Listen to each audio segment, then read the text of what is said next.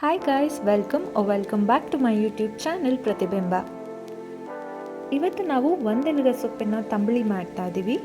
ಮೊದಲಿಗೆ ಒಂದು ಪ್ಯಾನ್ನಲ್ಲಿ 2ರಿಂದ 3 ಸ್ಪೂನಷ್ಟು ತೆಂಗಿನೆಣ್ಣೆ ಅಥವಾ ಯಾವುದಾದ್ರೂ ಅಡುಗೆ ಎಣ್ಣೆನ ಹಾಕೋತಾ ಇದ್ದೀನಿ.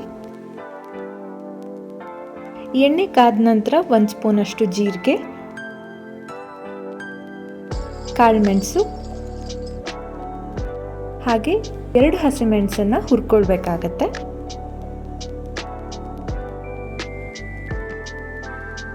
ಇದೆಲ್ಲ ಫ್ರೈ ಆದ ನಂತರ ಒಂದೆಲಗ ಸೊಪ್ಪನ್ನು ಸೇರಿಸ್ಕೊತಾ ಇದ್ದೀನಿ.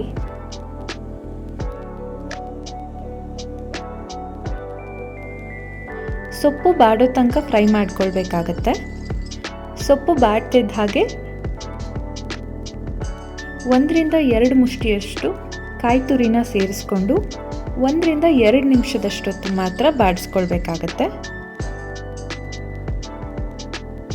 ಇದೆಲ್ಲ ತಣ್ಣಗಾದ ನಂತರ ಇದನ್ನು ಮಿಕ್ಸಿ ಜಾರ್ಗೆ ಟ್ರಾನ್ಸ್ಫರ್ ಮಾಡಿಕೊಂಡು ಬೇಕಾದಷ್ಟು ಉಪ್ಪು ಹಾಗೆ ನೀರು ಸೇರಿಸ್ಕೊಂಡು ನುಣ್ಣಗೆ ರುಬ್ಕೊಳ್ಬೇಕಾಗತ್ತೆ.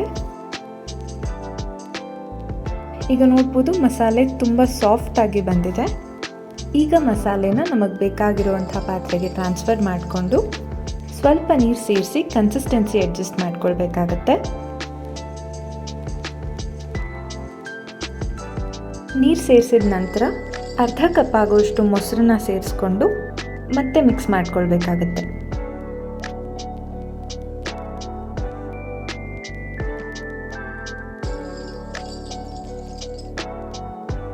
ತಂಬಳಿ ಮೀಡಿಯಂ ಕನ್ಸಿಸ್ಟೆನ್ಸಿ ಇರಬೇಕಾಗತ್ತೆ.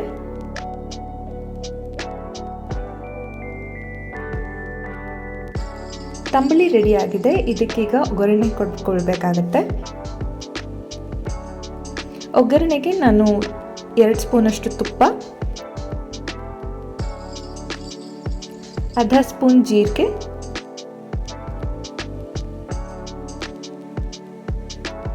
ಅರ್ಧ ಸ್ಪೂನ್ ಸಾಸಿವೆ,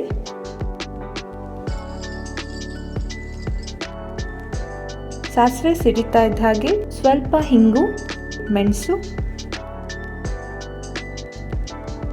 ಹಾಗೆ ಕರಿಬೇವು ಸೇರಿಸ್ಕೊಂಡು ಈ ಒಗ್ಗರಣೆನ ನಾವು ಪ್ರಿಪೇರ್ ಮಾಡಿಟ್ಕೊಂಡಿರೋಂಥ ತಂಬಳಿಗೆ ಸೇರಿಸ್ಕೊಂಡ್ರೆ ರುಚಿಕರವಾದಂಥ ಒಂದೆಲಗ ಸೊಪ್ಪಿನ ತಂಬಳಿ ರೆಡಿಯಾಗಿದೆ.